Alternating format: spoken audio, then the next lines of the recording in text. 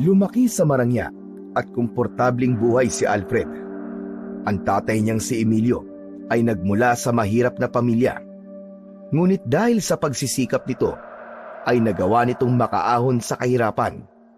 Nagmamay-ari ang pamilya ni Alfred ng malawak na nyugan, palaisdaan, manukan at taniman ng lansones at rambutan sa kanilang baryo.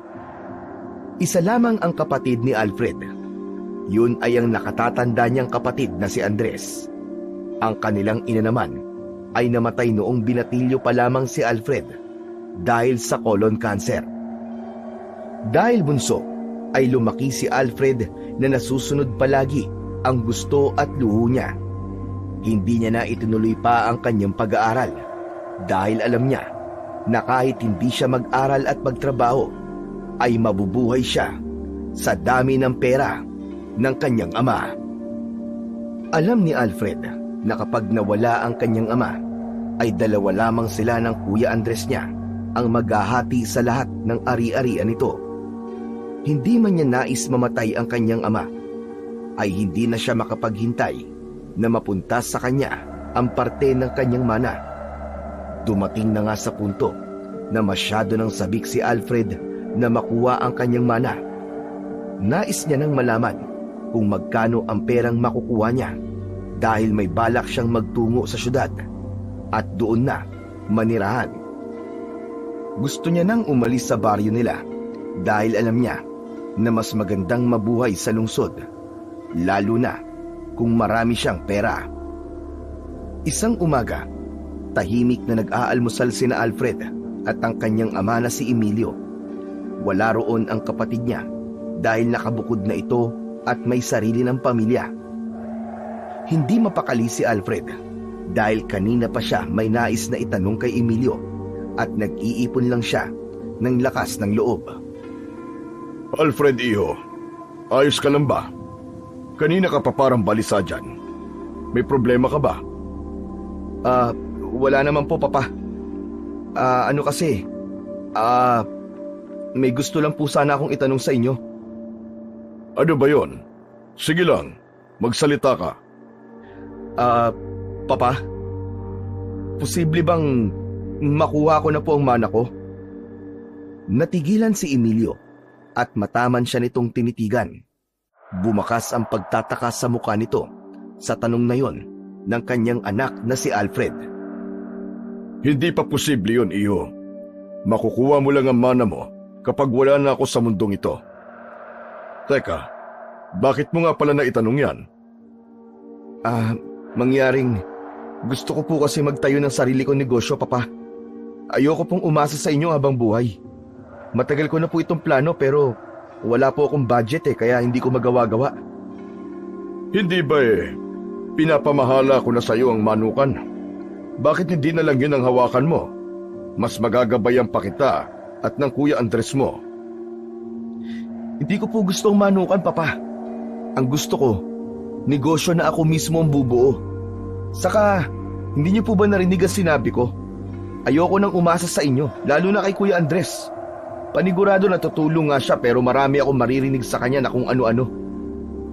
Ginagabayan ka lang ng kuya mo. Huwag mo sanang masamain yun. Pero matanong lang kita, ano bang negosyo ang iniisip mo? Isang construction business, Papa. Magsusupply ako ng mga construction material sa mga malalaking proyekto. Malaki ang kita sa ganun, lalo na kung sa Maynila ako itatayo ang negosyo ko. Natahimik si Emilio.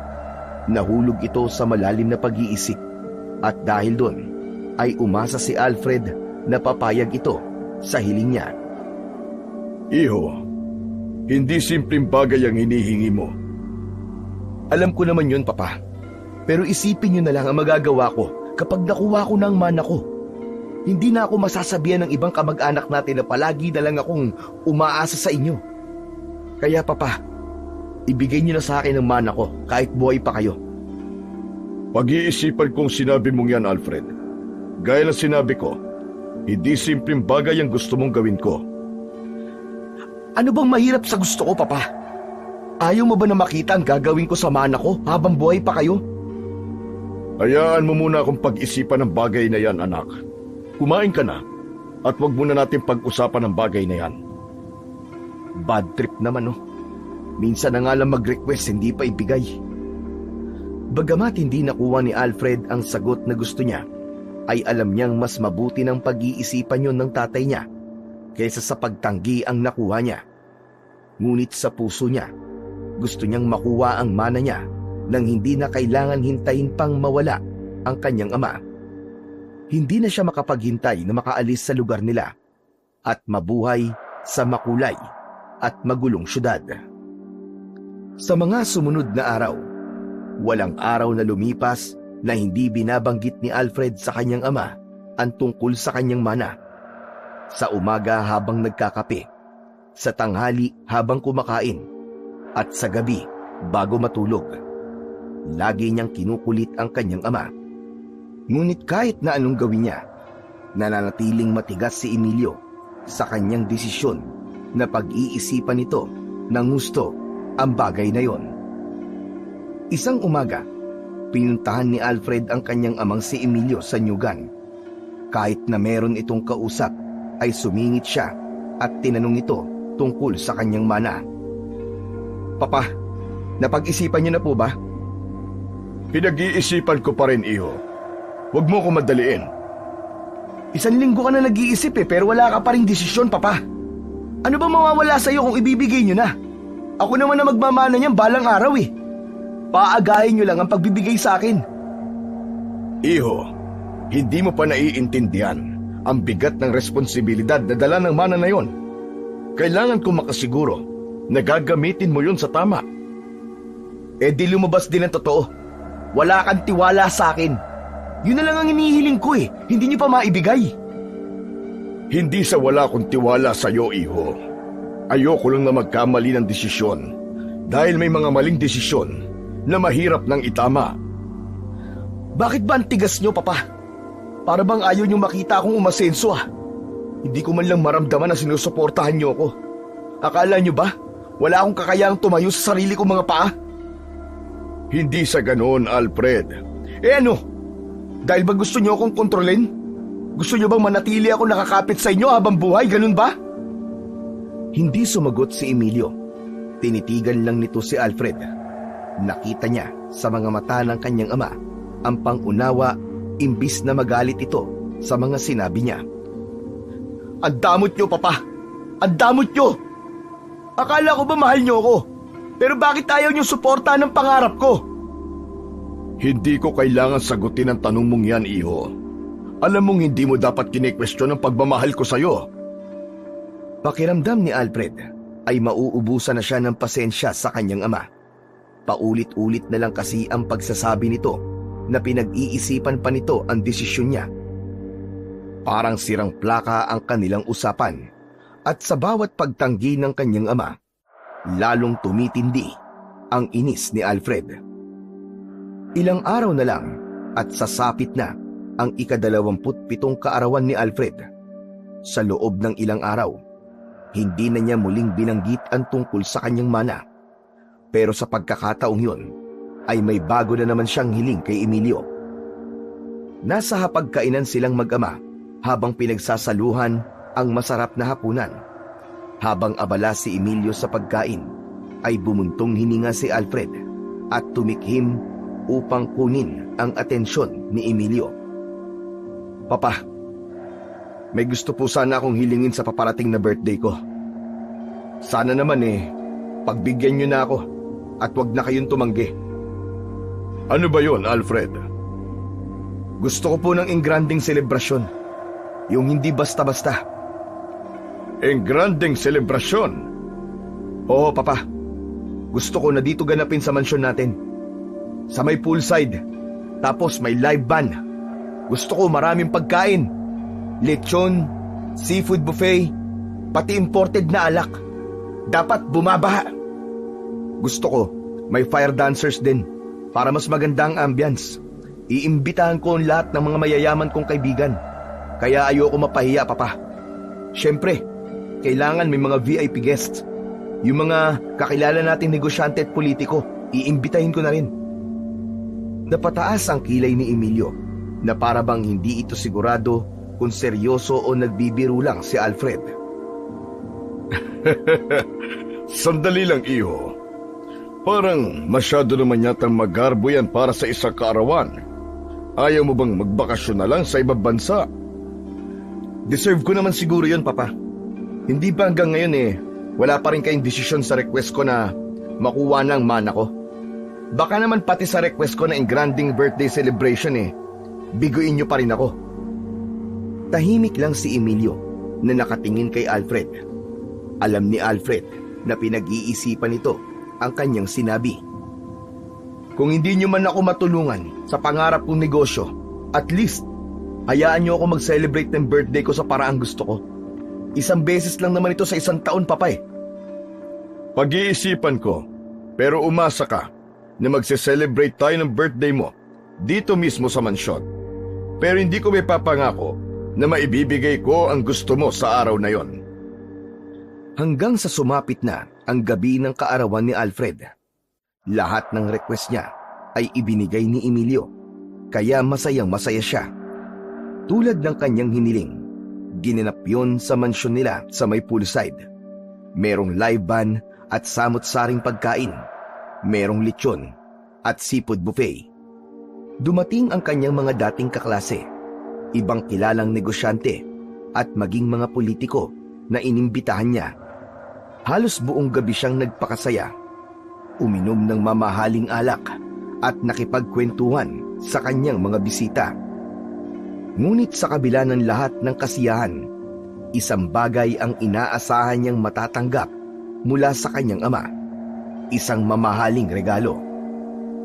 Habang papalapit na ang pagtatapos ng party, napansin ni Alfred na halos lahat ng bisita niya ay nakapagbigay na ng kanilang mga regalo.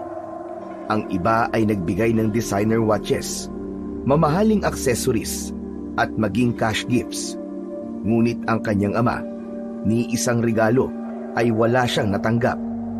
Kaya naman, mas lalong tumindi ang tampo ni Alfred sa kanyang amang si Emilio.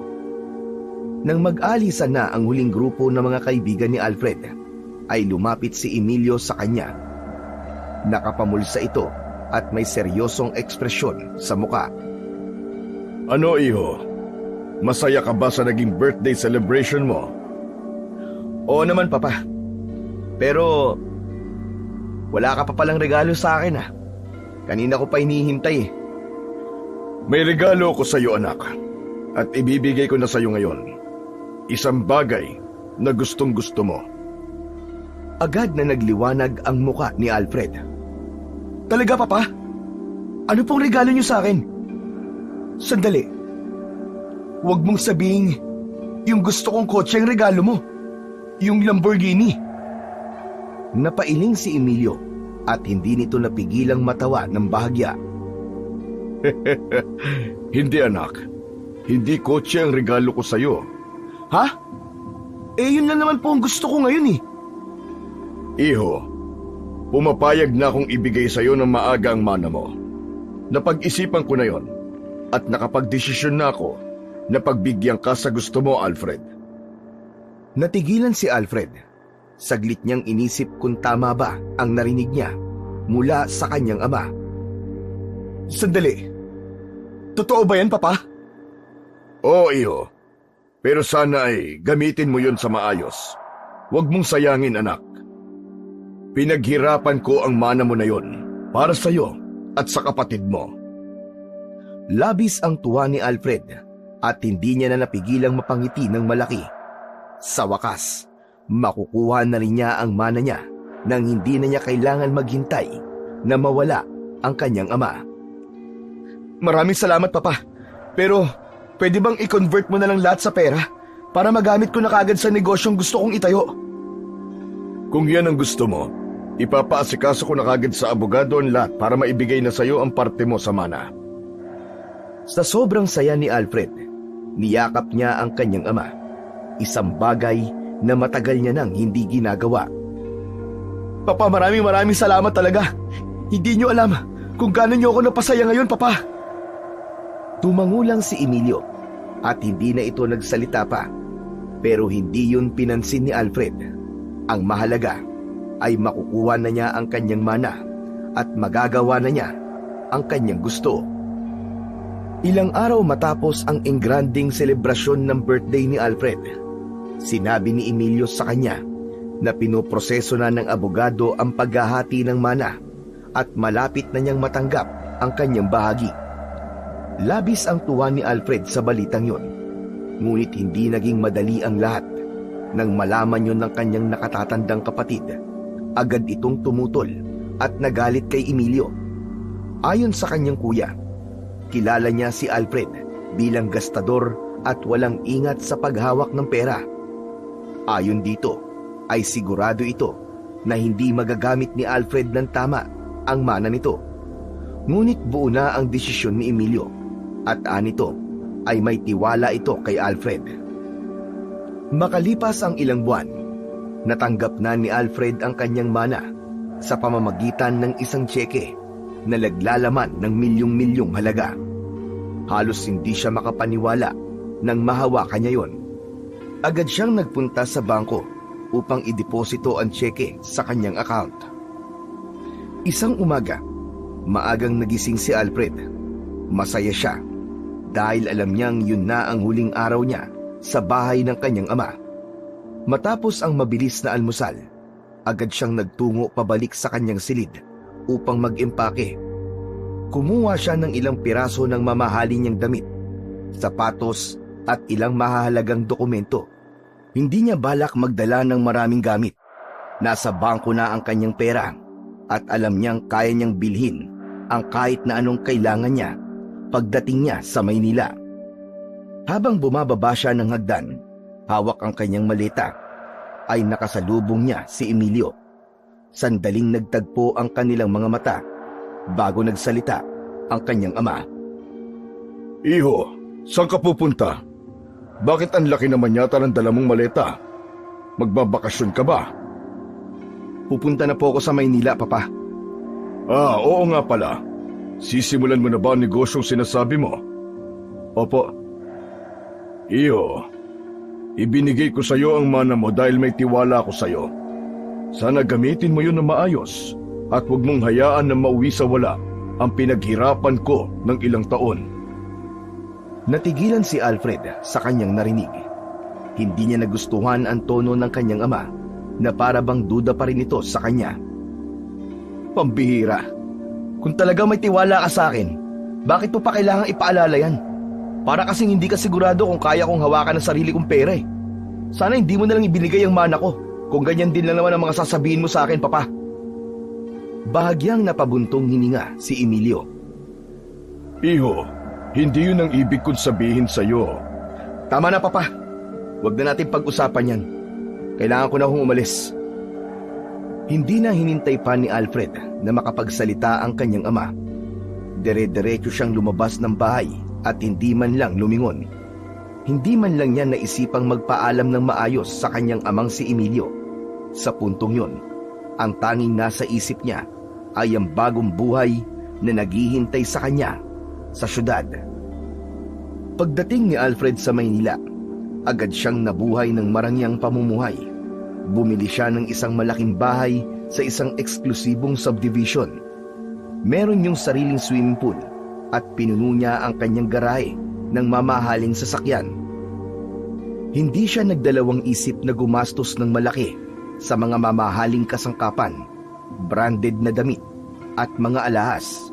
Pakiramdam niya, sa dami ng perang nasa kanya, ay hinding-hindi niya yon mauubos. Sa halip na itayo ang negosyong sinabi ni Alfred sa kanyang ama, ay iginugol ni Alfred ang kanyang oras sa walang humpay na paglalakwatsa at paglustay ng pera.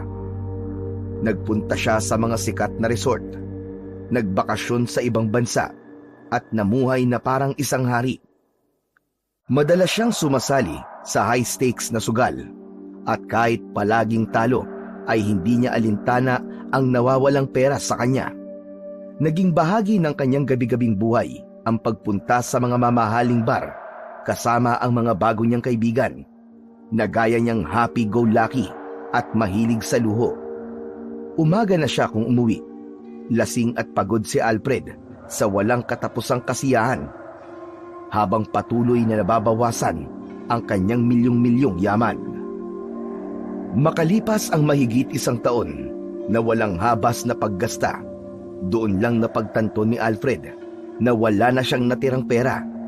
Nang tingnan niya ang kanyang bank account, halos hindi siya makapaniwala na 1 taon lang ang lumipas, pero ubos na ang milyon-milyon niyang yaman na ipinamana sa kanya ng kanyang ama. Wala siyang ibang nagawa kundi ibenta ang kanyang bahay sa napakababang halaga, pati na rin ang kanyang mga mamahaling sasakyan. Ngunit sa halip na gamitin ang perang kanyang napagbentahan upang bumangon muli, ay nilustay niya rin yun sa sugal, bisyo at mga walang kwentang bagay, hanggang sa tuluyan na siyang nawalan ng kahit na isang kusing. Nang tuluyang maubusan ng pera si Alfred, ay lumapit siya sa mga kaibigan niya na kasama niyang nagwaldas ng kanyang pera. Ngunit isa-isang tumanggi ang mga yon na parang hindi siya kilala.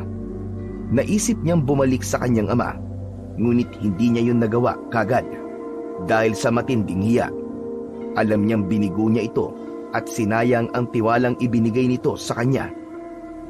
Kaya't sa huli, nang mawalan na siya ng matutuluyan, ay nagising na lang siya isang araw na natutulog na sa bangketa. Doon na niya napagtanto na wala na siyang ibang pagpipilian kundi ang umuwi. Labis siyang nagsisi sa kanyang naging desisyon, at ang tanging hiling niya na sa kanyang pagbabalik ay matatanggap pa rin siya at mapapatawad ng kanyang ama. Dahil sa kawalan ng pera, ay gumawa si Alfred ng paraan upang makauwi sa kanilang bahay. Nakisuyo siya sa isang driver ng truck na papunta sa parehong direksyon kung saan naroon ang kanilang bayan, na baka pwedeng makisabay siya. At sa awa ng driver, ay pumayag itong makisakay sa likod ng truck kasama ang mga panindang gulay.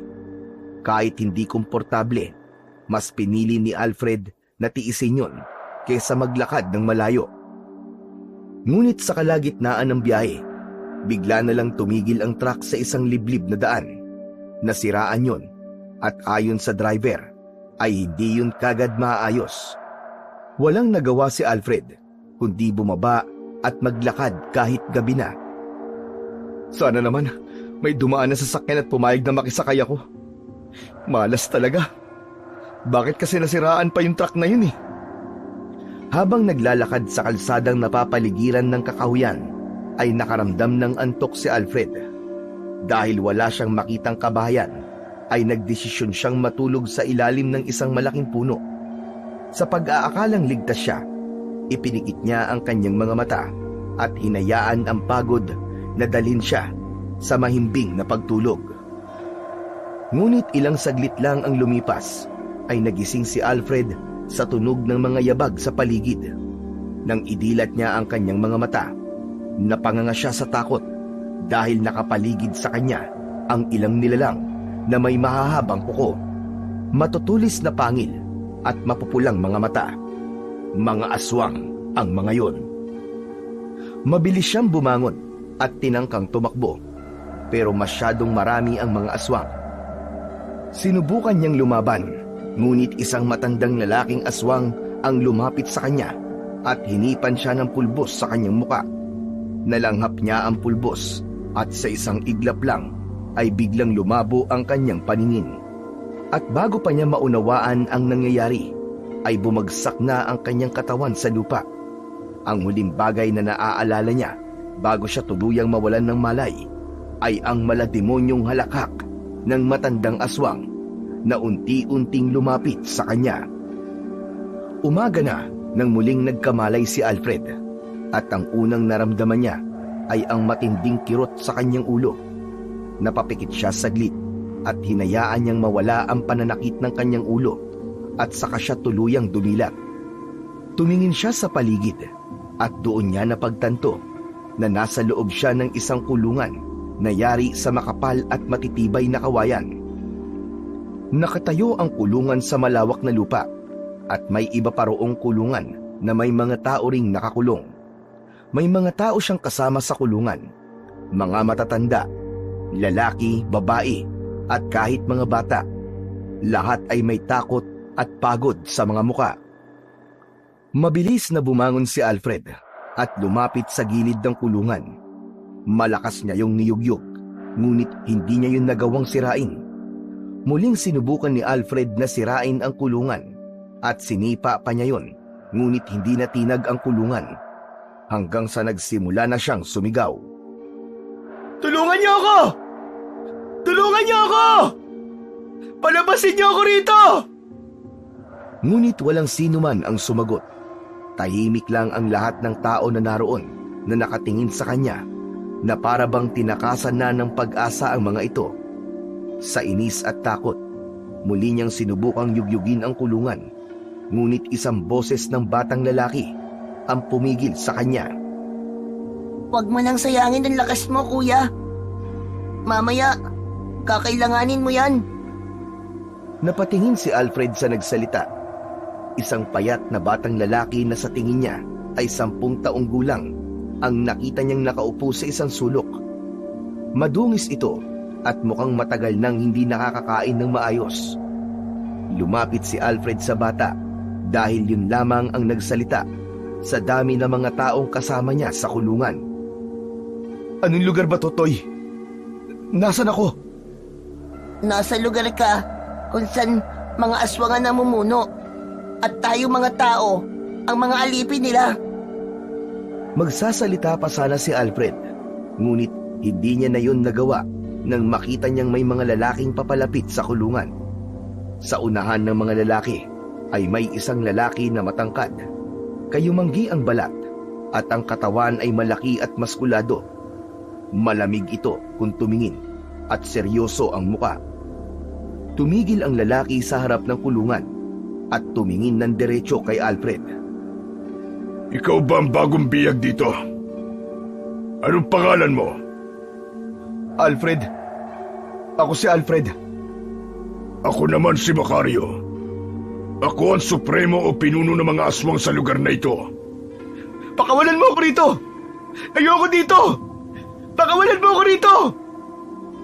Lahat ng taong nandito sa aking kuta ay pagmamayari ko na. At may mga patakaran sa lugar na ito. Kaya't kung gusto mong mabuhay, matuto at sumunod.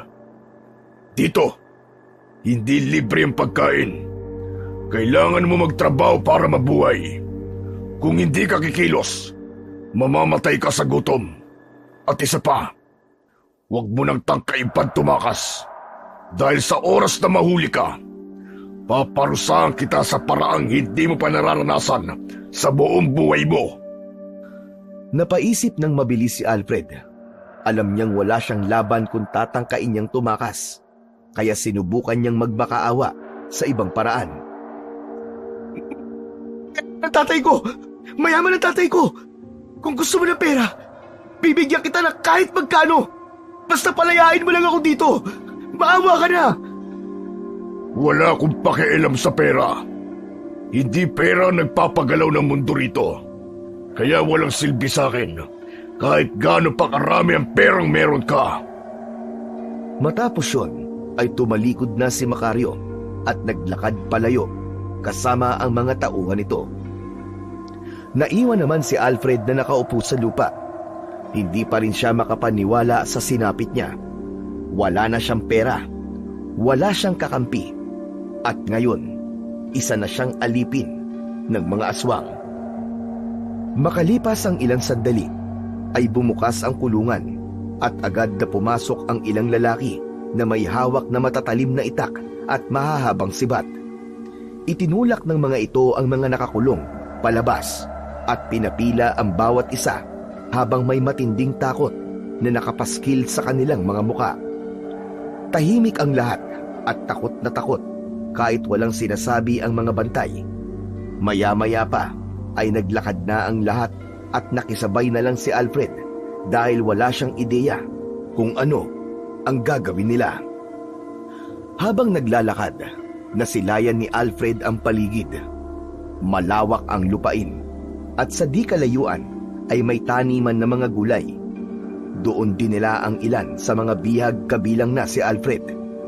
Hindi nagtagal ay nagsimula ng kumilos ang mga tao.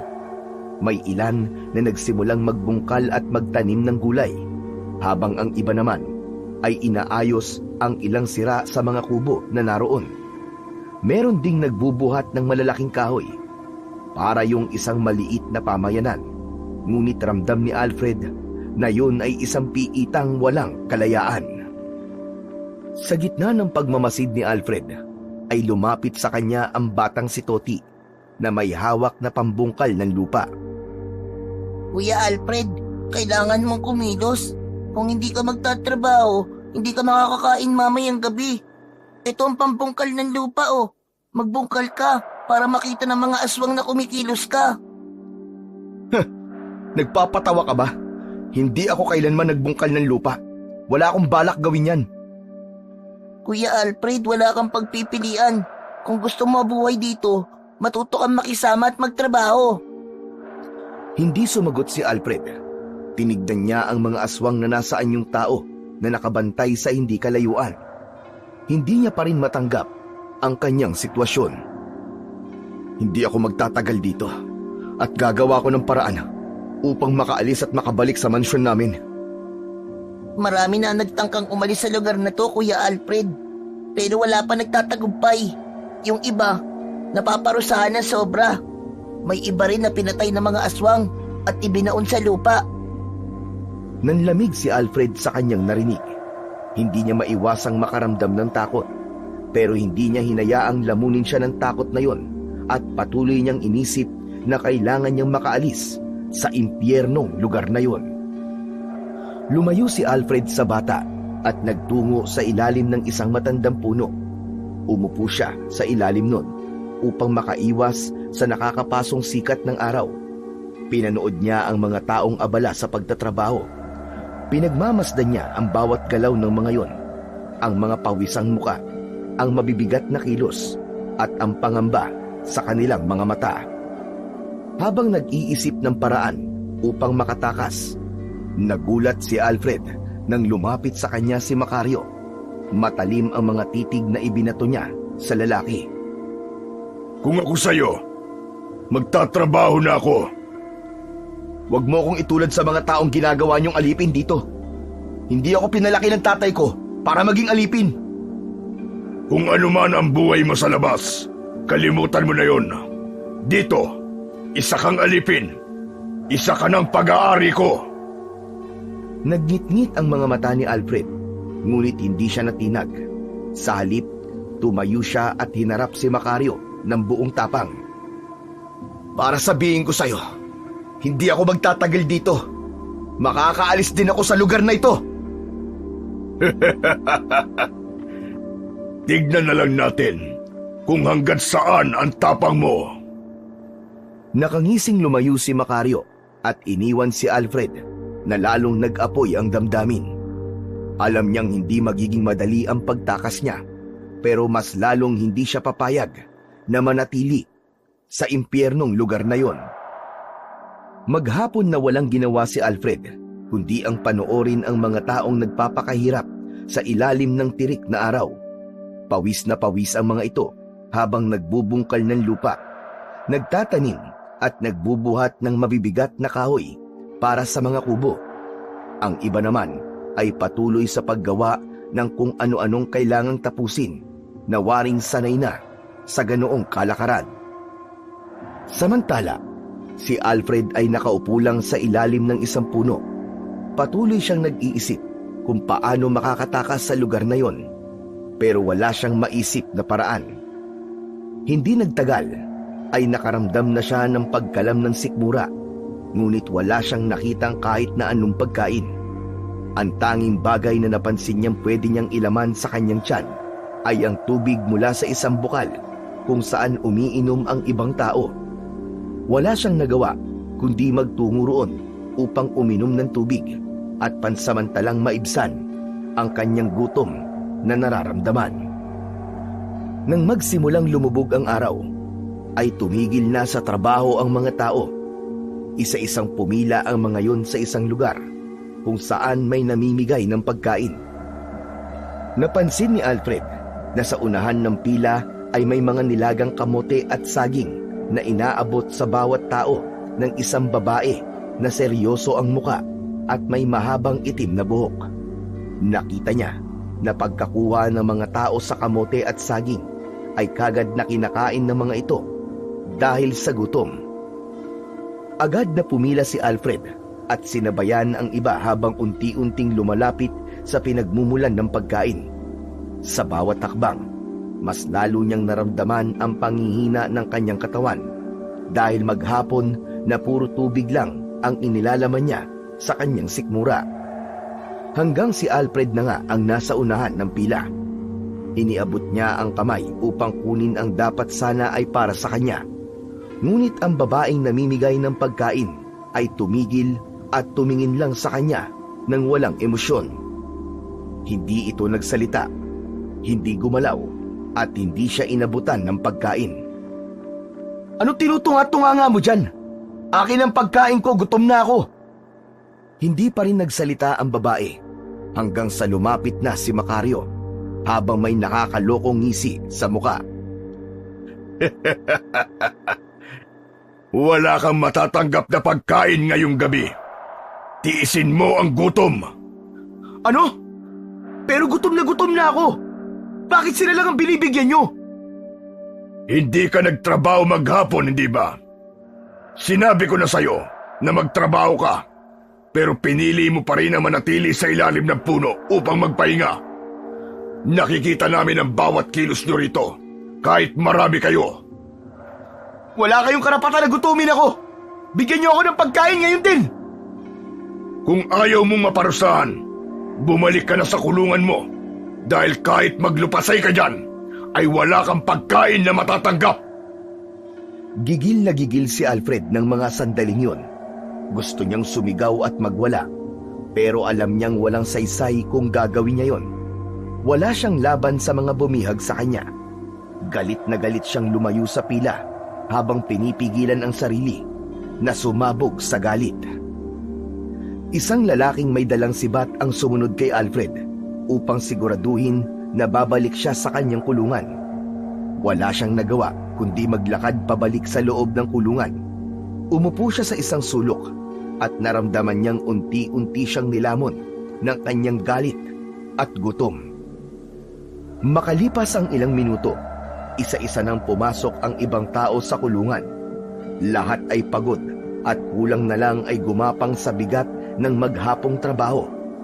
Ang bawat isa ay naghanap ng mahihigaan, kaya naging masikip na ang kulungan na mas lalong ikinairita ni Alfred.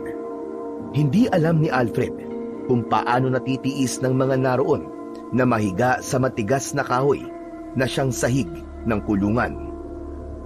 Si Alfred na nakaupo sa isang sulok ay hindi pa rin makapaniwala sa kanyang sitwasyon. Masama ang loob niya dahil sa galit, gutom at panghihina. Hindi pa rin niya matanggap na hindi siya nabigyan ng pagkain. Maya-maya pa, lumapit sa kanya ang batang si Toti na palagi siyang kinakausap. Sinabi ko naman kasi sa'yo magtrabaho ka. Ako nga pala si Toti. Wala akong pakialam kung anong pangalan mo. Lumayo ka nga sa akin. At baka sa'yo ko pa maibunto ng galit ko. Napabuntong hininga si Toti at parang hindi ito nagulat sa sagot ni Alfred. Dapat kasi, nakinig ka na lang sa akin kanina, kuya. Sabi ko na sa'yo magtrabaho ka. Sa lugar na to, kapag hindi ka nakita ng mga aswang na nagtatrabaho maghapon, wala kang pagkain sa gabi. Napalunok si Alfred. Alam niya yon, pero hindi niya inakalang totoo talaga. Naiintindihan ko naman, Kuya Alfred. Halos lahat ng unang beses na dumating dito, hindi rin kagad nagtatrabaho. Gaya mo, akala nila madali silang makakatakas sa lugar na ito. Hindi mo ako naiintindihan Buong buhay ko, hindi ko kailangan magtrabaho para sa pagkain. Mayaman kami. Mayaman na mayaman kami. Dito, kuya, walang mayaman, walang mahirap. Lahat tayo dito alipin. Lahat tayo ay nasa ilalim ng mga aswang, lalo na si Macario. Masasanay ka rin, Kuya Alfred. Lahat kami ay ganyan din kami nung una, kuya. Iniwanan na siya ni Toti at bumalik na sa kabilang sulok. Patuloy na umaalingaw-ngaw sa isip ni Alfred ang sinabi ni Toti na masasanay din siya. Pero wala siyang plano na masanay gaya ng mga taong naroon dahil naniniwala siya na hindi siya magtatagal sa impyernong lugar na yon. Hindi siya alipin, hindi siya dapat naroon at gagawin niya ang lahat para makaalis. Sa paglipas ng mga oras ay mas lalong naramdaman ni Alfred ang matinding gutom na pumipiga sa kanyang sikmura. Bigla siyang napabangon at mahigpit niyang hinawakan ang kawayan na nagsisilbing rehas sa kulungan na yon. Hayop kayo! Pakawalan niyo ako rito! Hindi ako dapat nandito! Pakawalan niyo ako! Gusto ko nang umuwi sa amin! Pakawalan niyo ako! Sumigaw si Alfred ng paulit-ulit. Walang tigil niyang inuga ang kulungan. Pinagsisipa niya yon upang kunin ang atensyon ng mga aswang na bumihag sa kanya. Hindi ako isang alipin! Naririnig niyo ba ako? Mga halimaw kayo! Pakawalan niyo ako rito! Pakawalan niyo ako! Dahil sa kanyang ingay, nagsimulang magising at mairita ang ibang bihag. Ilang saglit pa, isang lalaki ang tumayo at lumapit sa kanya. Pinatigil siya nito at sinabihan na tumahimik, pero hindi ito pinansin ni Alfred. Sa halip, mas lalo pa siyang nagwala. Mga hayop kayong lahat! Hindi ako katulad niyo! Hindi ako halipin! Pakawalan niyo ako rito! Pakawalan niyo ako! Nagsimula ng mag-usap-usap ang ibang bihag, hanggang sa isang lalaki ang biglang sumugod at malakas na sinuntok si Alfred sa muka. Natumba siya at bago pa siya makatayo ay may isa pang sumipa sa kanyang tagiliran. Sunod-sunod na sapak at tadyak ang inabot ni Alfred mula sa mga bihag na naiirita na sa kanyang ingay. Nang tumigil ang mga yon sa pangbubugbog kay Alfred, ay nakahandusay na siya sa sahig na kahoy. Masakit ang buong katawan niya at hindi niya na magawang makagalaw. Nakita niya ang mga taong may hawak na sibat at itak kanina na unti-unting nagbago ang anyo. Ang balat ng mga yon ay tinubuan ng mas makapal na balahibo. Namula ang mga mata at tinubuan ng matutulis na kuko. Ang ngipin ng mga yon ay naging parang malalaking ngipin ng lagari na parang kayang pumunit ng laman. Sa isang iglap ay naging aswang ang mga bantay nila. At sa pinakagitna, nakita ni Alfred si Macario na nasa anyong aswang na rin. Mas malaki yun kumpara sa ibang aswang na naroon. Maya-maya pa ay mabilis na umalis ang mga aswang hanggang sa naglaho na ang mga yon. Nagulat si Alfred nang bigla niyang narinig ang boses ni Toti sa tabi niya. Sasalakay na naman sila sa bayan para maghanap ng pagkain o panibagong dagdag na bihag. Nanlamig ang katawan ni Alfred. Doon na tuluyang pumasok sa kanyang utak ang sitwasyon niya. Wala siya sa isang ordinaryong piitan. Doon ay hindi na magiging kagaya ng dati ang buhay niya. At napagtanto niya na kung nais niyang mabuhay ay kailangan niyang sumunod kina Macario at sa iba pang mga aswang. Kinabukasan ng umaga, nang magising si Alfred, ay ramdam pa rin niya ang sakit ng katawan niya mula sa bugbog na inabot kagabi. Masakit ang bawat galaw niya at parang pinipiga ang kanyang sikmura dahil sa gutom. Pero higit sa lahat, ang kanyang isipan ang pinakaapektado. Sa pagkakataon na yon, ay sumiksik na sa utak niya ang katotohanan na ang mga bumihag sa kanya ay mga aswang at hindi ordinaryong mga tao, at ginagamit silang mga alipin upang maramdaman ng mga ito na sa lugar na yon ay ang mga aswang ang mas nakakataas kaysa sa tao. Nanginginig na tumayo si Alfred at nakita niya ang ibang mga bihag na tahimik na lumalabas ng kulungan para magsimulang magtrabaho. Ang iba naman ay halatang pagod at lupaypay pero walang umangal. Alam ni Alfred na wala siyang ibang pagpipilian kundi ang kumilos na rin gaya ng mga bihag. Kung hindi siya magtatrabaho, wala naman siyang makakain. Hindi niya na kaya pang magutom ulit ng isa pang araw. Pinilit niyang lumabas ng kulungan kasabay ng ibang mga bihag. Sa unang pagkakataon, lumakad siyang walang pagmamataas, kayabangan at walang reklamo.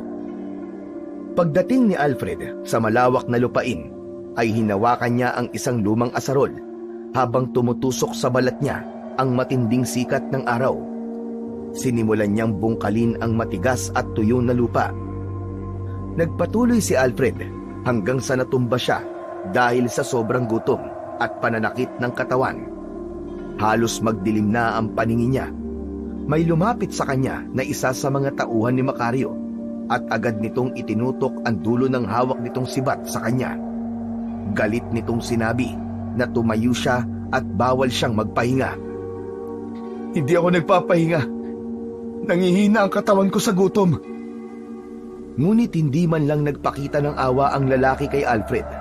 Mas lalo nitong idiniin sa katawan niya ang dulo ng sibat na para bang sinasabi nito na kapag hindi pa siya kumilos ay masasaktan talaga siya.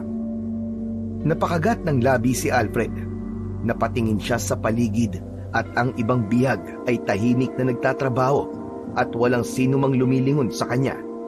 Napagtanto niya na walang tutulong sa kanya sa pagkakataon na yon, kaya wala siyang nagawa kundi ang bumangon. Marahan niyang iniangat ang sarili mula sa lupa. Napilitan siyang bumalik sa pagbubungkal, kahit pa ang bawat kilos niya ay tila pagsaksak ng kutsilyo sa kanyang mga kalamnan. Sa unang pagkakataon sa kanyang buhay, napagtanto ni Alfred na maaaring yun na ang bago niyang mundo. At kung gusto niyang mabuhay, ay kailangan niyang sumunod sa mga aswang at magtrabaho. Nang palubog na ang araw, ay huminto na sa pagtatrabaho ang mga bihag. Isa-isang nagtungo ang mga ito sa mahabang pila kung saan ibinibigay ang pagkain para sa kanila. Ang ilan ay pagod na pagod. Ang iba naman ay tila sanay na sa ganoong sistema. Si Alfred ay dahan-dahang lumakad papunta sa dulo ng pila. Masakit pa rin ang buong katawan niya at nanghihina na siya nang dahil sa sobrang gutom. Pinagmasdan niya ang unti-unting paggalaw ng pila habang ang kanyang sikmura ay kumakalam. Hindi na siya makapaghintay na makakuha siya ng ilang piraso ng nilagang kamote at saging. Maya-maya pa ay narinig niya ang boses ni Toti sa likuran niya. Kuya Alfred, kumusta ka na? Talagang tinatanong mo pa kung kumusta na ako. Matapos akong bugbugin habang gutom at pagkatapos ay pinilit pang magtrabaho maghapon. Malamang hindi ako okay. Naiintindihan ko naman kung bakit ka binugbog ng mga tao. Oras yun ng pahinga nila eh. Tapos ang ingay mo pa. Yun na nga lang kasi ang oras na makapagpapahinga ang lahat, kuya. Sandaling natigilan si Alfred at hindi na siya nakasagot kay Toti. Alam niyang may punto si Toti. Hindi nagtagal, si Alfred na ang nasa unahan ng pila.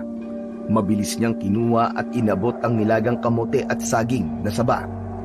Pagkaalis niya sa pila, ay walang pag-aalinlangan na kinain niya ang mga yon.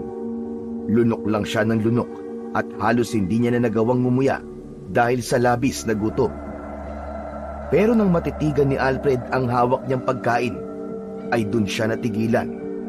Gutom na gutom niyang kinain ang simpleng pagkain na parang hayop na matagal nang hindi pinapakain. Bigla niyang naalala ang marangyang hapunan na normal na sa kanilang mansyon. Tapos ng sandaling yun, ay nilagang kamote at saging na sabalang ang kinakain niya na kailangan pa niyang paghirapan ng buong maghapon. Napakagat ng labi si Alfred at pilit niyang pinigilan ang pangingilid ng luha sa kanyang mga mata. Pero huli na dahil unti-unting bumagsak ang mga luha sa kanyang pisngi. Kasalanan ko. Kasalanan ko to kung bakit ako nagkaganito. Ako may kasalanan. Nanginginig niyang tinuloy ang pagkain habang ang bigat ng katotohanan ay tuluyan ng bumalot sa kanya. Napagtanto niya na yun na ang kanyang karma. Kung ginamit niya lang sana sa tama ang perang namana niya, ay baka wala siya sa lugar na yon. Habang nginunguya ni Alfred ang huling piraso ng saging, ay sinabi niya sa kanyang sarili na kailangan niya ng sumunod sa mga aswang upang palagi siyang may mailalaman sa kanyang nagugutom at kumakalam na sikmura. Sa paglipas ng mga araw, unti-unting naunawaan ni Alfred na wala siyang ibang pagpipilian kundi ang sumunod sa mga utos ng mga aswang upang mabuhay. Kahit labag sa loob niya, kailangan niyang tanggapin ang realidad ng kanyang sitwasyon. Na sa lugar na yon, wala siyang halaga maliban kung magtatrabaho siya. Araw-araw niyang pinilit ang sarili na bumangon mula sa matigas at malamig na sahig ng kulungan upang sumabay sa ibang mga biyag sa pagtatrabaho. Madalas siyang inuutusan na magbungkal ng lupa gamit ang isang lumang asarol, maghakot ng kahoy mula sa kagubatan, o magdala ng malalaking tapayan ng tubig mula sa isang bukal sa hindi kalayuan. Sa bawat araw na lumilipas, pakiramdam niya ay lalo siyang nababaon sa bangungot na hindi niya kailanman inakalang mangyayari sa kanya. Tuwing gabi, natuto si Alfred na makibagay sa mga tao sa kulungan. Hindi na siya nag-iingay o nagrereklamo gaya ng unang gabi niya roon. Napansin niyang ang karamihan sa mga bihag ay tahimik lamang at walang sino man ang naglalakas loob na magsalita ng kahit na ano tungkol sa pagtakas o pag-aaklas. Para bang lahat ng naroon ay tuluyan ng nawalan ng pag-asa. Ngunit kahit pa natutunan na ni Alfred na sumunod at magtiis, hindi pa rin niya inalis sa isip niya ang isang bagay: ang makatakas sa malaimpyernong lugar na yon. Alam niyang imposibleng gawin yon ng pabigla-bigla. Kailangan niyang maging matyaga at maghintay ng tamang pagkakataon. Sa panahon na yon ay naisip niya na mas tama na magtiis na muna siya. Isang gabi, nakaupo si Alfred sa isang sulok ng kulungan. Tahimik niyang pinagmamasdan ang paligid. Hindi niya naiwasang isipin ang mga maling desisyong nagdala sa kanya sa impyernong yon. Naalala niya kung paano niya sapilitang kinuha ang kanyang mana mula sa kanyang ama.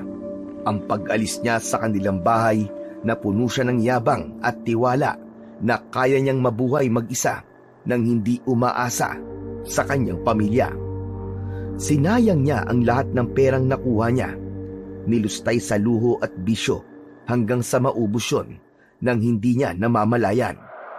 Hanggang sa dumating na nga ang araw na wala na siyang matakbuhan at napadpad na siya sa isang lugar na kailanman ay hindi niya inakala na meron pala sa mundo. Alam ni Alfred na wala siyang dapat ibang sisihin kundi ang kanyang sarili. Lumingon siya nang maramdaman ang isang presensya sa tabi niya. Si Toti yun. Tulad ng dati, ang bata ay tila palaging nasa paligid niya at laging may gustong sabihin. Kuya Alfred, mukhang natanggap mo na isa ka ng alipin ng mga aswang. Maganda yan, para hindi ka na magutom. Sa ngayon, nakikisama lang ako sa kanila. Pero hindi ibig sabihin nun na nawalan na ako ng pag-asa. Makakaalis pa rin ako sa lugar na to, Toti. Itaga mo yan sa bato. Kung binabalak mo na namang tumakas, Kuya Alfred, wag mo nang ituloy. Wala pang nakakatakas dito ng buhay. Yung iba, hindi na namin nakita ang katawan. May iba pa nga na pinatay sa harap namin para matakot din kami. Sigurado ka bang gusto mo matulad sa kanila? Nagtagpo ang kanilang mga mata. Napakuyom ang kamao ni Alfred. Toti, sisiguraduhin kong hindi ako matutulad sa kanila. Pagpaplanuhan ko ng mabuti ang pagtakas ko rito. Hindi na lang nagsalita si Toti. Sa kabila ng babala ng bata, ay hindi pa rin naupos ang pag-asa niya na makakatakas siya sa lugar na yon ng mga aswang. Isang umaga, isa si Alfred sa mga nautusan ng mga aswang na kumuha ng kahoy na panggatong sa gubat. Nagtungo siya roon, bitbit ang isang matalim na itak. Kasama niya ang ilang bihag. Malapit lang sa kanila ang mga bantay habang tinitignan ang bawat galaw nila. Sa paghahanap ng panggatong ay hindi namalayan ni Alfred na napalayo na siya sa ibang mga bihag, hanggang sa nakita niya sa pagitan ng mga punong kahoy ang isang makipot na daan na bahagyang natatabunan ng mga sanga at dahon. May kung anong kakaibang naramdaman si Alfred sa bahaging yun ng gubat. Parang may humihila sa kanya upang magtungo siya roon. Sinulyapan niya ang mga kasama niya na abala pa rin sa kanilang ginagawa. Napalunok si Alfred bago marahang naglakad palapit sa makipot na daan. Pero bago pa siya makalapit ng gusto, ay may lumapat na malamig na bagay sa kanyang batok. Napahinto siya at nakaramdam siya ng kilabot na gumapang sa kanyang katawan. Dahan-dahan siyang lumingon.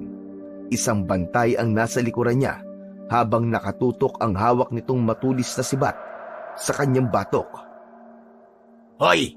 Hindi maaaring magtungo at sino man sa inyo dyan. Bakit? Ano bang meron dyan? Huwag ka na magtanong. Basta tandaan mo, kapag nakita kitang muli sa bahaging ito ng gubat, ikaw mismo magiging sunod na panggatong. Muling nanlamig ang katawan ni Alfred. Hindi niya na hinintay pan lumalim ang usapan. Marahan siyang umalis sa parting yun ng gubat at bumalik sa lugar kung saan naroon ang ibang bihag.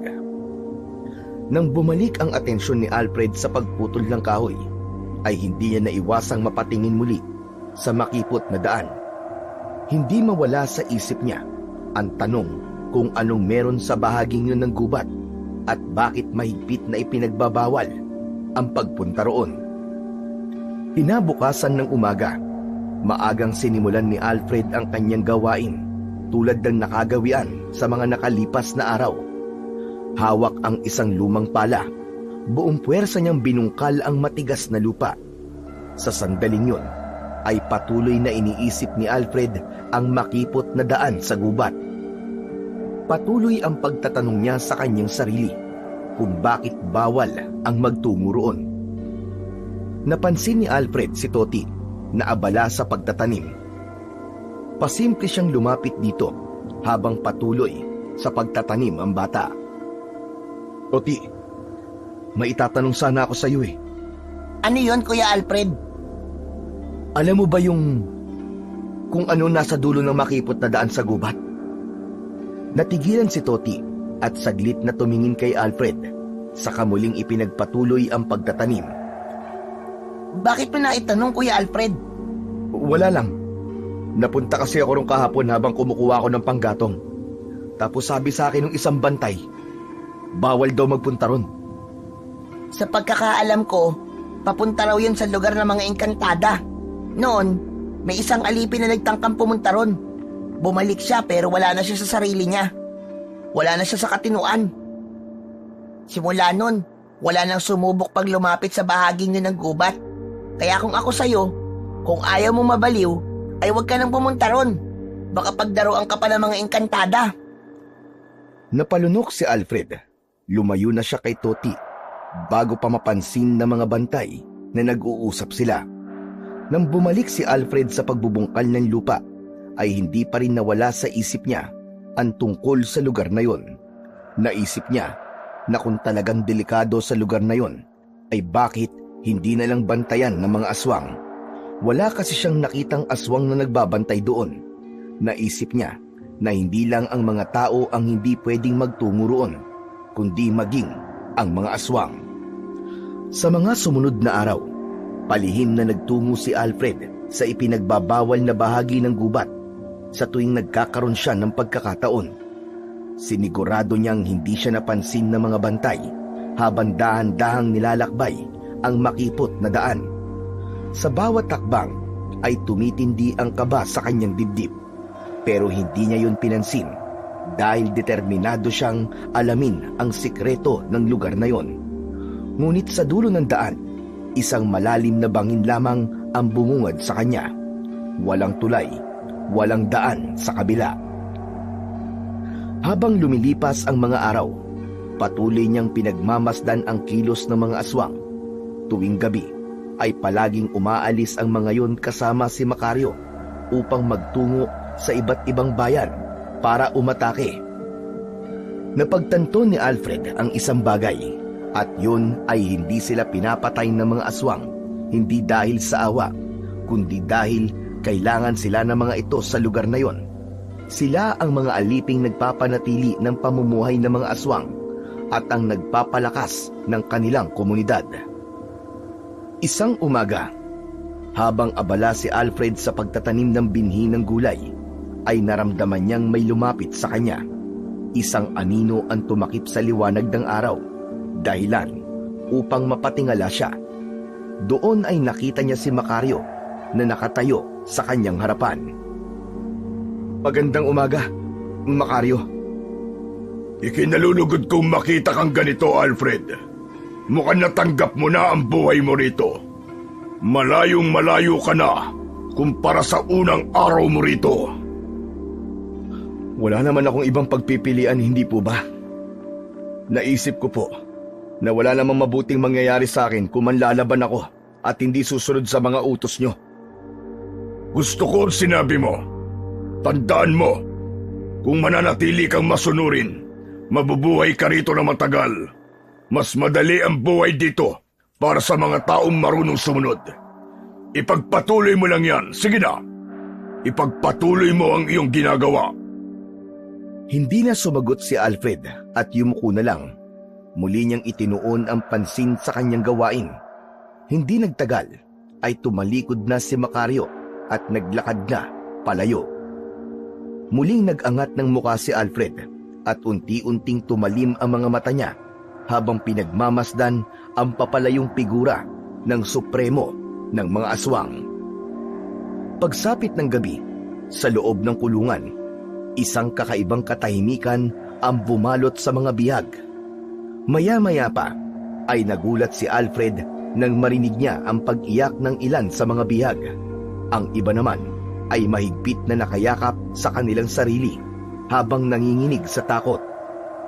Mula sa kanyang kinauupuan ay tumayo si Alfred at lumapit siya kay Toti na tahimik na nakaupo sa tabi ng rehas na kawayan. Maging ang bata ay malungkot. Toti, ano nangyayari?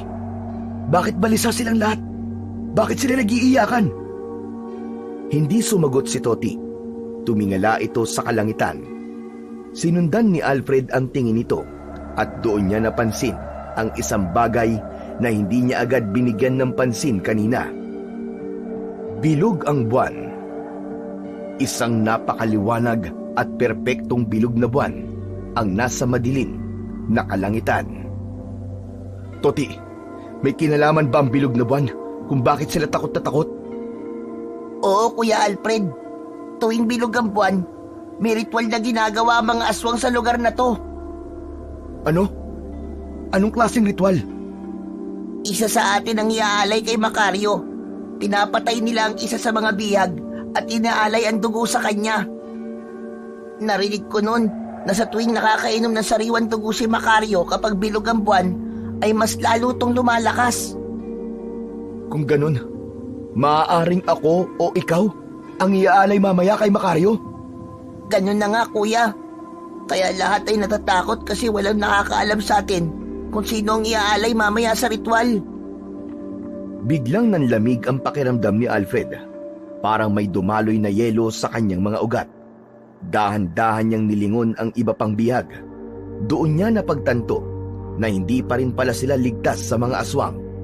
Dahil isang beses sa isang buwan ay isa ang kailangan mamatay sa kanila para sa ritual na sinabi ni Toti.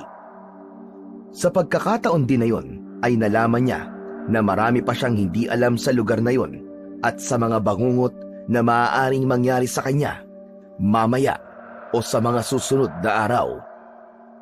Lumipas ang ilang oras, ngunit lahat ng tao na nakakulong ay gising pa rin. Maging si Alfred ay hindi na rin mapakali, lalo na't may posibilidad na siya ang mapili na alay sa ritual ng mga aswang. Biglang naputol ang kanyang pag-iisip nang marinig niya ang isang malakas na sigawan mula sa isa pang kulungan. Agad siyang tumayo at lumapit sa mga rehas na kawayan upang silipin ang nangyayari. Napansin niyang halos lahat ng biyag ay natigilan rin upang panoorin ang nakakakilabot na tagpo. Isang lalaki ang pilit na hinihila palabas ng kulungan. Bakas sa mga mata nito ang takot habang nagpupumiglas sa paghatak ng 2 aswang. Sumisigaw ito, nagmamakaawa, ngunit parang walang naririnig ang mga aswang. Dinala ng mga aswang ang lalaki sa gitna ng kuta, kung saan nakatayo ang isang mataas at matandang puno. Ang paligid nito ay tila sinadyang bakante para doon isagawa ang isang madugong ritual. Matapos madala ang lalaki sa ilalim ng puno, ay saka naman dumating si Macario na nasa anyong aswang. Suot nito ang isang pulang kapa na may nakasaklob na hood. Mabilis na itinali ng mga aswang ang lalaki sa paa, saka isinabit yun sa puno ng patiwarik. Tuluyan nang napasigaw sa takot ang biktima. Umiyak yun at nagmakaawa. Pinalibutan si Macario ng mga alagad nitong aswang. Inalis ni Macario ang nakasaklob na hood sa ulo nito at isa sa mga alaga nito ang nag-abot dito ng isang matalim na karit. Habang hawak ang karit, humakbang si Macario papalapit sa lalaki. Nanlalaki ang mga mata ni Alfred habang nakatingin sa nangyayari. Nagsimula na ang ritual, Kuya Alfred. Kung mahina ang sikmura mo, huwag mo nalang panoorin. Hindi sumagot si Alfred. Nanatili siyang tahimik, ngunit dinig na dinig niya ang hikbi at sigaw ng ibang bihag. At sa isang iglap, gamit ang karit, ay marahas na ginilitan ni Macario ang leeg ng lalaking nakabitin ng patiwarik. Agad bumalong ang mainit at pulang dugo mula sa sugat nito sa leeg. Bumaha ang dugo pababa sa mukha ng biktima na nagpipititlag pa bago tuluyang malagutan ng hininga. Nanginig si Alfred sa galit habang pinapanood si Macario na tumapat sa dumadaloy na dugo. Tumingala si Macario at sinahod nito ang dugo gamit ang bibig. Nilasap nito ang sariwang dugo na parang isang halimaw na gutom na gutom. Nang matapos yun, itinapon ni Macario ang karit at malakas itong sumigaw na sinundan din ng sabay-sabay na pagsigaw ng mga alagad nito. Ngunit sa halip na takot, galit ang lumukob kay Alfred. Namuo sa loob niya ang isang matinding puot sa mga aswang na naroon. Nangako siya sa kanyang sarili na kung tatakas siya mula sa impyernong lugar na yon, ay hindi siya aalis ng mag-isa. Isasama niya ang lahat ng biyag na katulad niya. Ilang minuto nang tapos ang ritual, pero hindi pa rin makatulog si Alfred. Nakahiga siya sa malamig at matigas na sahig ng kulungan habang nakatingin sa bilog na buwan. Umaalingaw-ngaw pa rin sa kanyang isipan ang nakakatindig balahibong sigawan at iyakan mula sa ritual kanina. Paulit-ulit niyang naaalala ang pagtilamsik ng dugo at ang malagim na eksena kung saan nilasap ni Macario ang dugo ng isang inosenteng bihag. Maya-maya pa, unti-unting bumigat ang talukap ng mga mata niya hanggang sa tuluyan na siyang nakatulog at dinala siya ng kanyang diwa sa isang panaginip.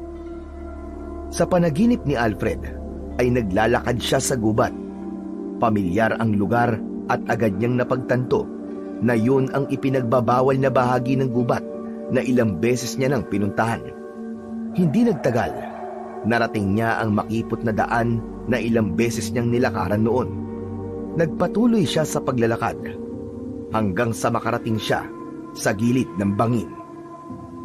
Natigilan si Alfred nang may nakita siyang isang matandang ermitanyo na nakatayo sa gilid ng bangin. Mahaba ang buhok at balbas nito at nakasuot ng isang mahabang damit na umaabot sa talampakan nito.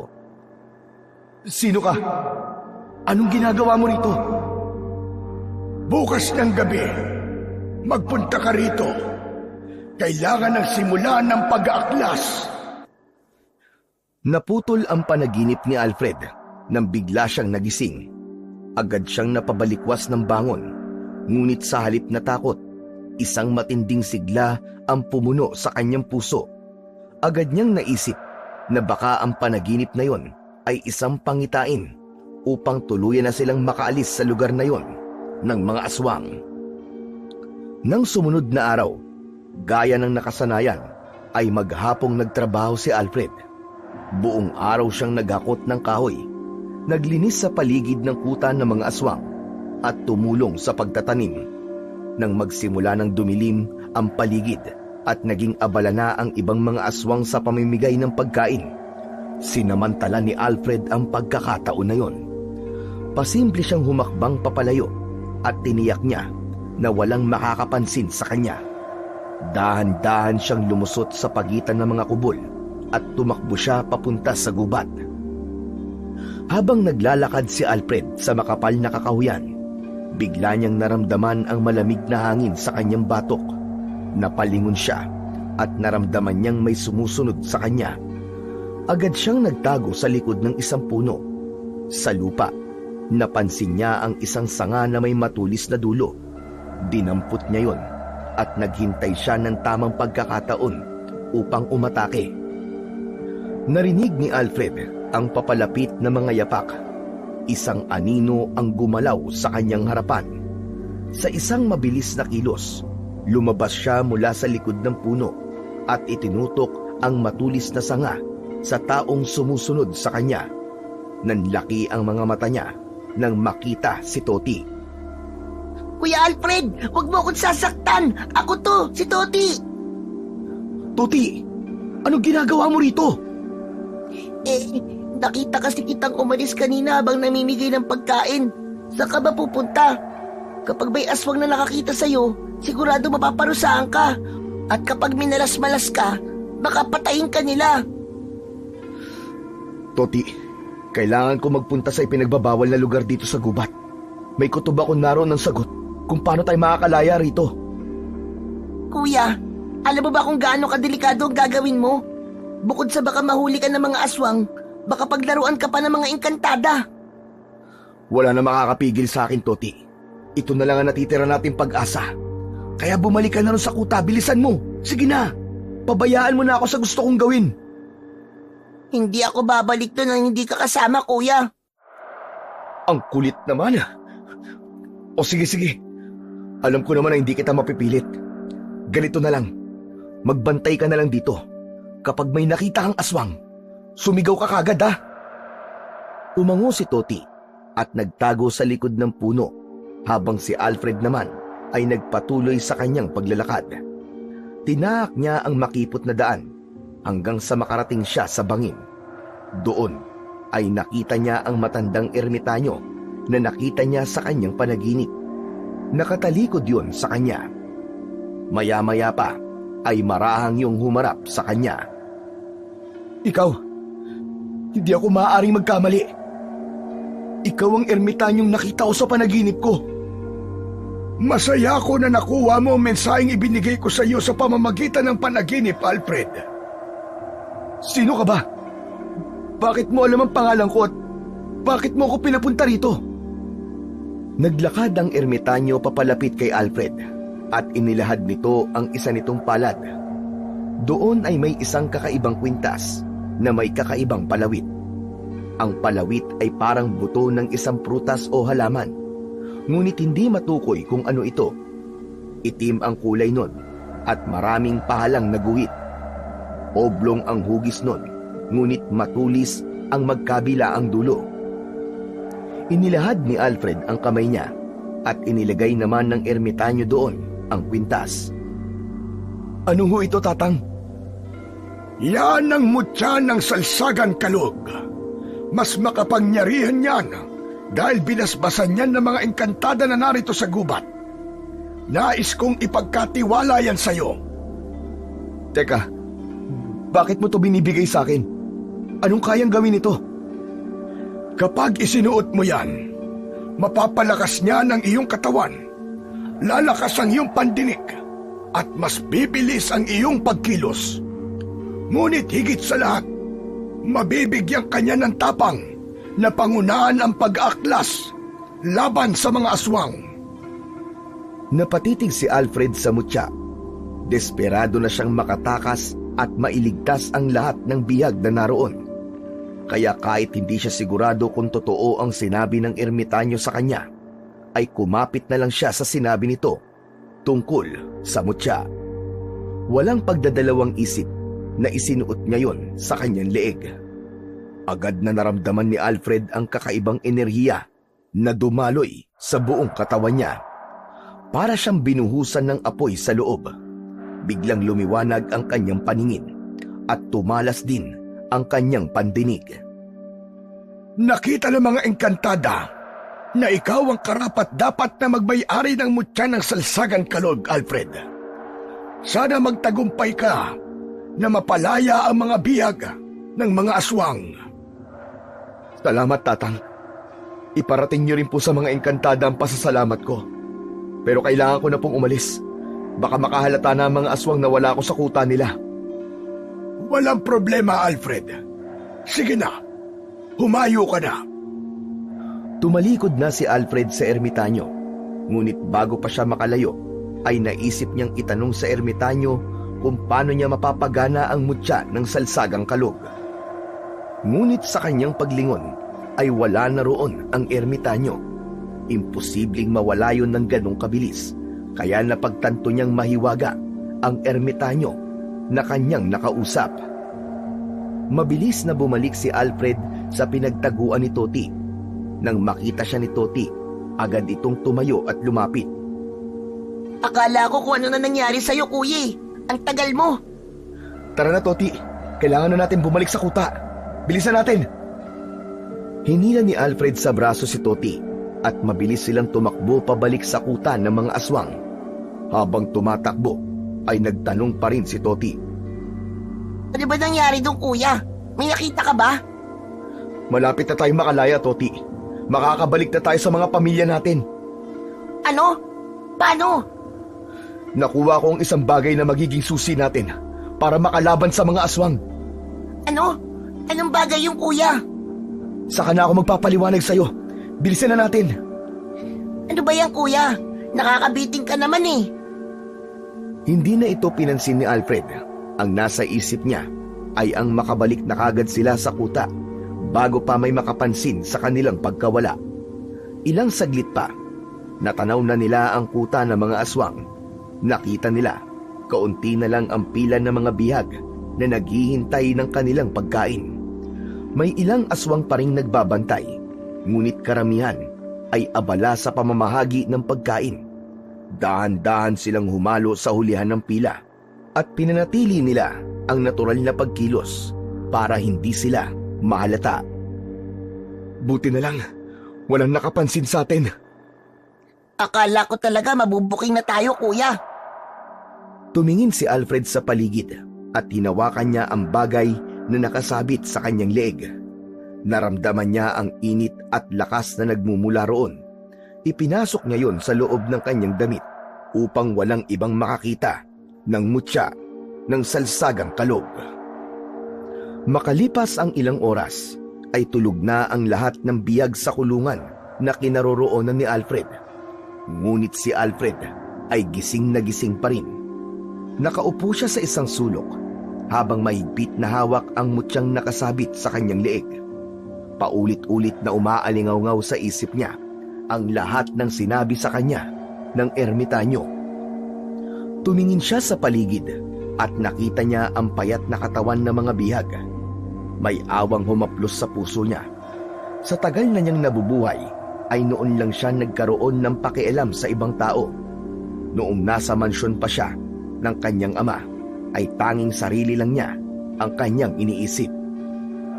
Maya-maya pa ay humiga na si Alfred at sinabi niya sa kanyang sarili na bukas ay kailangan niya nang simulang kausapin ang ibang bihag upang masimulan na nila ang pag-aaklas at paglaban sa mga aswang. Kinabukasan, hindi na nga nag-aksaya pa ng oras si Alfred. Habang naglalakad sila papunta sa lupa kung saan sila nagbubungkal at nagtatanim, ay sinimulan niya ang palihim na pakikipag-usap sa ilang bihag na sa tingin niya ay may lakas ng loob na lumaban. Nilapitan niya si Goryo na may malaking katawan. Oryo, may sasabihin ako sa'yo. Huwag kang maingay. Nagbabalak akong labanan ng mga aswang. Kailangan na nating kumilos. Hindi tayo pwedeng manatili dito habang buhay. Hindi tayo dito mamamatay. Labis ang tuwa ni Alfred nang sabihin ni Goryo na matagal na nitong gustong umalis sa lugar na yon, pero hindi nito alam kung paano. May paraan, Goryo. May paraan. Pero hindi ko to magagawa mag-isa. Kailangan ko ng mga kasama. Hindi lang si Goryo ang kinausap niya. Isa-isa niyang nilapitan ang iba pang bihag. Si Berto na dating mangingisda, si Kaloy na dating karpintero, pati ang babaeng si Rosa na dating tindera sa palengke. Sa una ay may pag-aalinlangan ang ilan, pero ipinaliwanag ni Alfred na kung hindi sila aalis sa lugar na yon, ay baka isa na sa kanila ang sumunod na ialay sa susunod na pagbilog ng buwan. Doon na sumang-ayon ang marami kay Alfred. Tuwing gabi, habang kumakain ay nag-uusap sila ng palihim sa kanilang plano. Napagkasunduan nilang hindi lang basta tumakas, kundi ang labanan at ubusin ang mga aswang upang wala nang mabiktima ang mga yon na ibang tao. Sa mga sumunod na araw, habang nagtatrabaho, ay patuloy silang nagpaplano. Kapag umaalis ang mga aswang upang sumalakay sa ibang bayan, sinasamantala ni Alfred ang pagkakataon na yon para kausapin ang iba pang bihag. May ilan na takot at ayaw makisali, ngunit mas marami ang nais lumaban at yun ang mahalaga para sa kanya. Isang gabi, nakahiga si Alfred sa loob ng kulungan habang nilalaro ng mga daliri niya ang mutya ng salsagang kalog. Katabi niya si Toti na halatang hindi mapakali. Kuya, yan ba yung sinasabi mong bagay na nakuha mo dun sa ipinagbabawal na lugar sa gubat? Oo, Toti, tama ka. Ito ang mutya ng salsagang kalog na ibinigay sa akin ng isang ermitanyo. Ito ang gagamitin ko para pangunahan ang pakikipaglaban kina Macario. Kuya Alfred, kinakabahan ako sa plano natin. Paano kung hindi tayo magtagumpay? Paano kung mapahamak tayo? Natatakot ako, kuya. Toti, itong tandaan mo.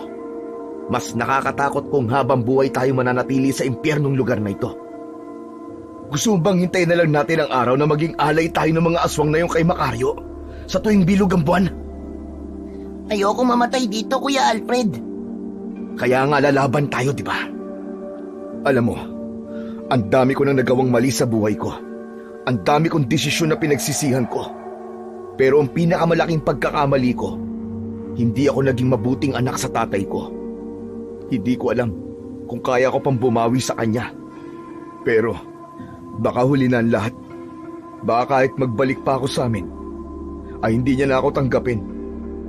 Pero gusto kong gumawa ng isang bagay na alam kong maipagmamalaki niya. Kahit sa huling pagkakataon. Bago ako matulog, magdadasal ako, kuya. Sana magtagumpay tayo. Sana malalo tayo labang kina Macario. Salamat, Toti. Sige na, matulog ka na. Makalipas ang ilang sandali, ay nakatulog na si Toti. Pero si Alfred ay nanatiling gising dahil hindi niya kayang makatulog agad, lalo na't nalalapit na ang araw ng kanilang pag-aaklas. Lumipas pa ang ilang araw, hanggang sa dumating na nga ang araw na pinakahihintay ni Alfred at ng iba pang mga bihag.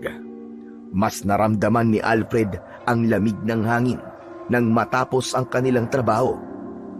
Maraang inilapag ng mga bihag ang kanilang mga gamit sa pagtatrabaho, gaya ng mga asarol, itak at palakol sa loob ng isang lumang kubo na siyang imbakan ng mga yon. Si Alfred, tulad ng kanilang napag-usapan, ay sinadya niyang magpahuli sa paglalagay ng ginamit niyang asarol sa kubo. Alam niya na ang huling maglalagay ng gamit sa kubo ang nakatokang magkandado ng kubo. Nang matiyak niyang wala nang nakatingin sa kanya, ay kinuha niya ang isang itak at itinago yon sa likod ng kanyang pantalon. Matapos yon, ay marahan niyang isinara ang pinto, ngunit hindi niya yon kinandado. Habang naglalakad si Alfred papunta sa pila ng mga kumukuha ng pagkain, hinawakan niya ang mutya ng salsagang kalog. Gabayan mo ko sa laban na ito. Gabayan at protektahan mo kaming lahat. Ikaw na lang natitira naming pag-asa. Nagtungo na si Alfred sa pinakahulihan ng pila. Habang papalapit siya sa unahan, ay panay na ang dasal niya. At nang siya na ang nasa harapan ng aswang na namimigay ng pagkain, ay walang pag-aalinlangang hinugot ni Alfred ang itak mula sa likod ng kanyang pantalon. Mabilis niyang ginilitan ng leeg ang aswang na siyang naging hudyat ng kanilang pag-aaklas. Nagkagulo ang lahat. Agad na napansin ng ibang mga aswang ang nangyari. Ngunit bago pa makagalaw ang mga aswang, umalingaw-ngaw ang sigaw ni Alfred sa buong kuta. Ngayon na! Kunin niyo na ang inyong mga sandata! Sabay-sabay na tumakbo ang lahat ng mga bilanggo patungo sa kubo kung saan nakatago ang mga gamit sa pagtatrabaho. Sa loob lamang ng ilang segundo, nabuksan ang pinto nun at nagkanya-kanya ang lahat sa pagkuha ng itak, palakol at asarol. Nang makakuha na ang ilang mga tao ng kanilang sandata, ay doon na nagsimula ang digmaan ng mga bihag laban sa mga aswang. Sa gitna ng kaguluhan, malakas na sumigaw si Alfred upang bigyan ng direksyon ang mga kasama. Huwag kayong magkanya-kanya! Sama-sama tayo! Protektahan ang mahihina! Puntiryahin niyo ang puso at leeg ng mga aswang! Hindi nagpatalo ang mga aswang at umatake rin ang mga yon. Ngunit mas marami sa mga bihag ang determinadong lumaban.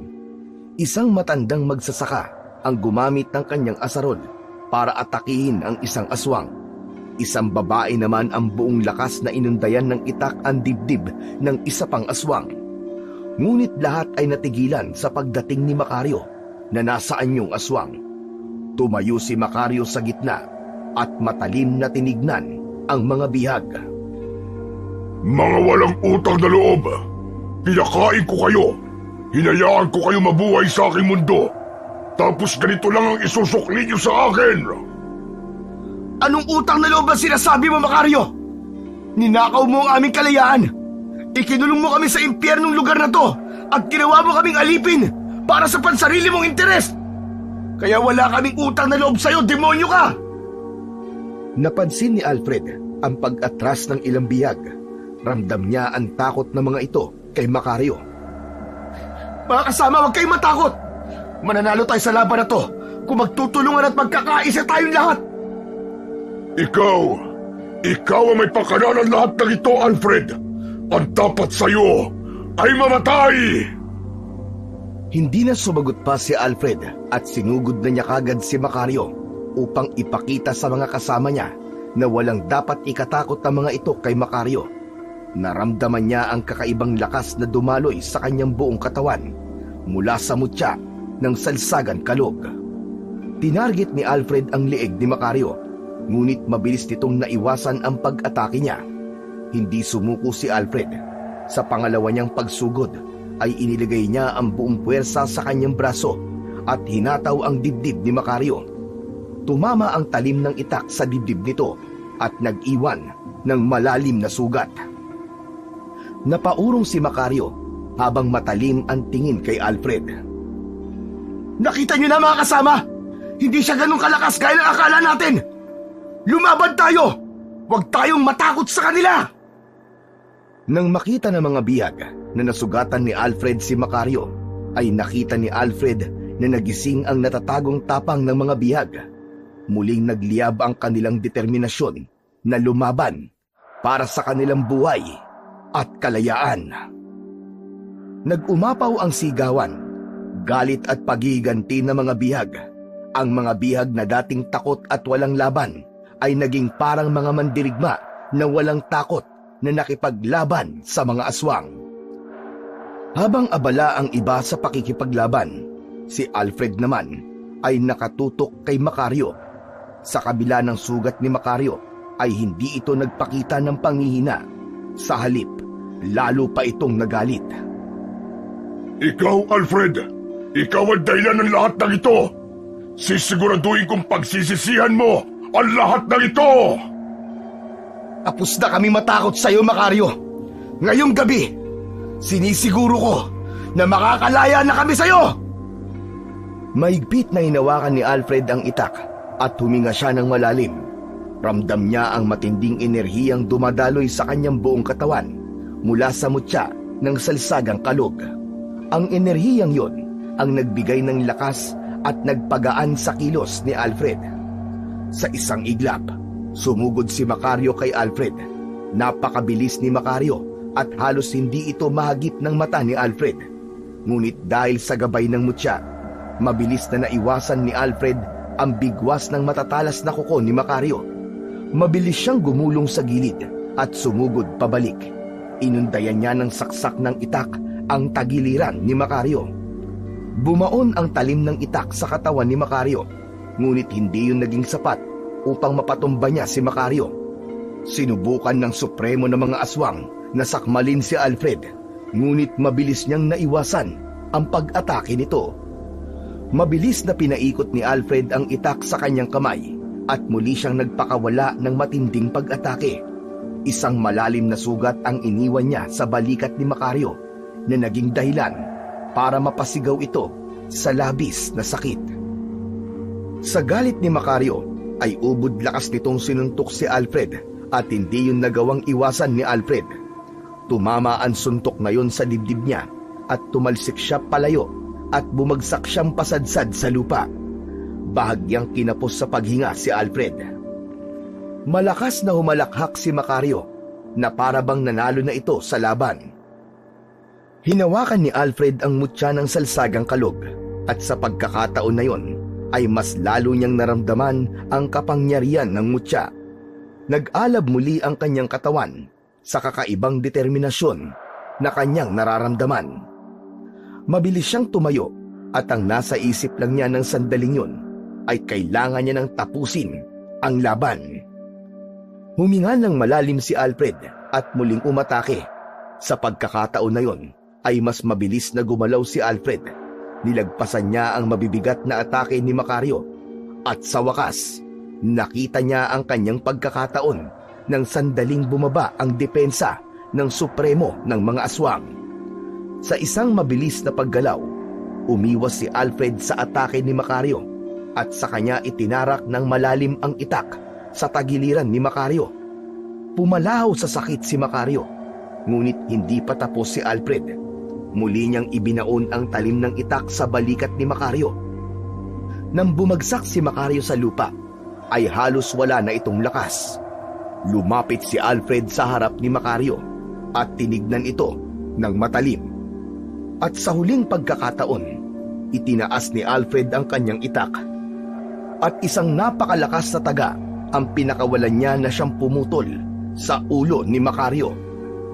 Bahagyang naluwa si Alfred nang sa wakas ay nagawa niyang wakasan ang buhay ng supremo na mga aswang na bumihag at nagpahirap sa kanilang lahat. Nang nakita ng mga kasama ni Alfred na nagawa niyang mapatay si Macario, ay mas lalong lumakas ang loob ng mga yon para makipaglaban. Isa-isa nilang pinaslang ang mga natitirang aswang hanggang sa wala nang natira sa mga yon. Napuno ang buong lugar ng sigawan ng tagumpay at iyak ng kasiyahan mula sa mga dating bihag. Naluluwang pinagmasdan ni Alfred ang mga kasama niya. Pagod man ang kanyang katawan, ay mas matimbang ang pakiramdam ng tagumpay. Mahigpit niyang hinawakan ang kanyang itak bago tumingin sa mutya ng salsagang kalog na nakasabit sa kanyang leeg. Alam niyang yun ang nagbigay sa kanya ng lakas upang labanan si Macario. Maya-maya pa ay masayang lumapit si Toti sa kanya.